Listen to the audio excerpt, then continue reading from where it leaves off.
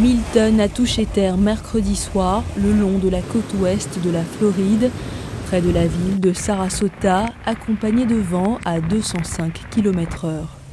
Des arbres déracinés, des toits arrachés, des rues inondées, des pertes humaines, le comté de Sainte-Lucie, sur la côte est de la péninsule floridienne, a confirmé 4 décès.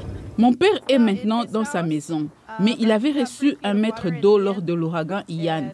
Et nous allons donc voir si cette fois il y a de l'eau dans la maison. L'eau est arrivée jusqu'à la maison, mais elle a baissé. Nous avons de la chance. Lors de l'ouragan Ian, notre maison était sous 1,50 m d'eau, mais nous avons réussi à empêcher l'eau de pénétrer cette fois. Et nous venons de finir de reconstruire. Nous avons de la chance. Le gouverneur de la Floride, Ron DeSantis, a lors de son point presse ce matin précisé que l'ouragan Milton n'a cependant pas été le scénario catastrophe tant redouté. La tempête a été importante, mais heureusement, ce n'était pas le pire scénario possible.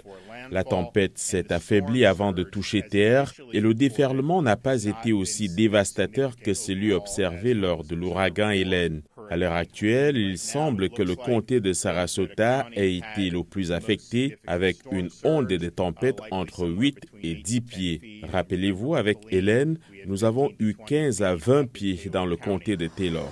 Milton a également engendré au moins 19 tornades, causant des dégâts dans de nombreux comtés. Selon Power Outage US, plus de 3 millions de foyers et d'entreprises en Floride sont privés d'électricité ce jeudi.